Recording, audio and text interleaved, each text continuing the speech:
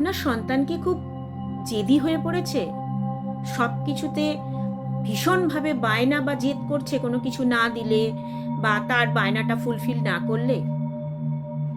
আপনি কি খুব চিন্তায় পড়ে গেছেন যে আপনি কি করবেন ভেবে পাচ্ছেন না? তো এটা থেকে যাতে মুক্তি পাওয়া যায়, আজকে সেই ইনফরমেশন নিয়ে আপনাদের সামনে এসেছি আমি, মহুয়া পাত্র। কেমন আছেন আগে বলুন আপনারা সবাই? ভালো আছেন তো? ওকে, চলুন শুরু করা যাক। তো এই যে জিদ, এটাকে কি করে প্রশমিত করবেন? তো এই সম্বন্ধে একটা ছোট্ট গল্প বলি। এই গল্পটা যদি আপনারা শোনেন তাহলে আপনারা বুঝে যাবেন যে আপনারা কি করে আপনাদের সন্তানের জেদটাকে প্রশমিত করবেন। কেমন? ওকে, লেটস স্টার্ট। তো একটি বাচ্চা ভীষণ জেদি, সব কিছুতে তার জেদ। তো তার বাবাও খুব চিন্তায় পড়ে গিয়েছিলেন যে আমি কি করে আমার সন্তানকে এই জেদ, যে এত বায়না, এত জেদ কি করে প্রশমিত করব। তো তিনি একটা উপায় বার করলেন।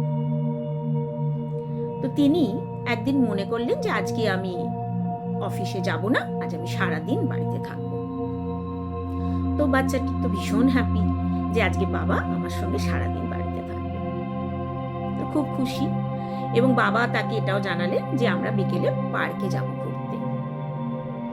সে তো আরো ভীষণ খুশি যে বাবা আজকে আমাকে পার্কে নিয়ে যাবে ঘুরতে। তো যখন তারা যাবেন তার আগে তার বাবা তাকে বললেন যে আমি তো পার্কে নিয়ে যাচ্ছি, তো তোমার যে কোনো রিকোয়ারমেন্ট, তোমার যেটা চাই তার মধ্যে 4টে, মানে 4বার তুমি অপশন পাবে। ওখানে গিয়ে তুমি 4বার অপশন পাবে, তোমার যেটা ভালো লাগবে, যেটা মনে হবে সেটা আমার থেকে নেওয়ার। তো বাচ্চাটি বললেন আচ্ছা ঠিক আছে। বাচ্চাটা বললো যে আচ্ছা ঠিক আছে, চলো বাবা যাই। তো ওনারা গাড়ি করে পার্কে চলে গেলেন। পার্কে গিয়ে তো সে ভীষণ খুশি, সবকিছু রয়েছে। আপনারা জানেন ছোটরা পার্কে যেতে এমনিও ভীষণ ভালোবাসে। বিভিন্ন রাইড থাকে, অনেক টয়েজের দোকানও থাকে কিছু কিছু পার্কে। তো ওনারা যেখানে গেছিলেন সেখানেও এরকম টয়েজের দোকান ছিল, তার ফুড স্টল তো থাকে। তো প্রথমে ঢুকতেই বাচ্চাটি ওর বাবাকে একটি টয় দেখিয়ে বললো যে বাবা আমার এই টয়টা চাই। তো বাবা কি করলেন?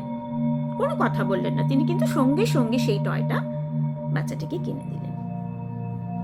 ভালো, এবার সবাই বাবার সঙ্গেও ভেতরে গেছে, দেখছে সবকিছু।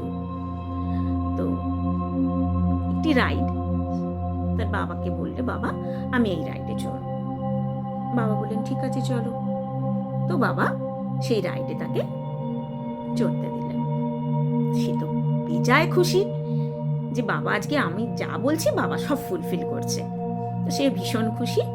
তো রাইড থেকে নেমে বাবার সঙ্গে আরেকটু ঘুরে একটি ফুড স্টলের সামনে গিয়ে সে বললো বাবা আমি আইসক্রিম খাবো। বাবা বললেন নো প্রবলেম, চলো খাও। বাবা আইসক্রিম কিনে দিলেন, ভালো কোয়ালিটির ভালো আইসক্রিম। সে তো ভীষণ আনন্দের সহকারে খেল। তারপরে আরেকটু ঘুরতে ঘুরতে আরেকটি রাইডের সামনে গিয়ে বাবাকে বললে ছেলেটি যে বাবা আমি এই রাইডে চলব। তো বাবা বলে ঠিক আছে চলো। সেই রাইডেও চড়া হলো। তো এবার বুঝতে পারছেন তো তার কিন্তু 4বারের অপশন শেষ হয়ে গেল। এবার যখন রাইড থেকে সে নামলো বাবা তাকে বললেন যে তোমার কিন্তু 4বারের অপশন শেষ হয়ে গেছে, এবার আমরা একটু ঘুরে ঘুরে দেখবো আর কি কি রাইড আছে, আর কি কি জিনিস এখানে আছে দেখার মতো, তারপর আমরা বাড়ি চলে যাব।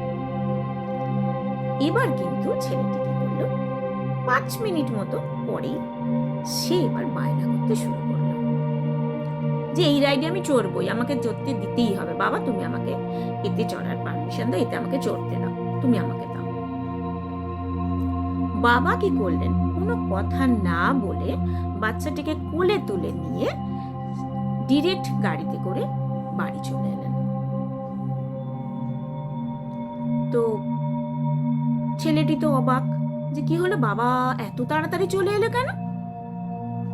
তো এটাই হলো লজিক্যাল কনসিকুয়েন্স। এটা করার ফলে বাচ্চাটার মনে একটা দৃঢ়বদ্ধ ধারণা হয়ে গেল যে আমি যদি বাবার রিমাইন্ডার না মানি, বাবার কথা না শুনি, বাবা যে বলেছিল তোমার 4টে অপশান আছে, তো এইরকমই রিমাইন্ডার, এগুলো যদি না মানি তাহলে কিন্তু এইরকম কনসিকুয়েন্স আমাকে ফেস করতেই হবে।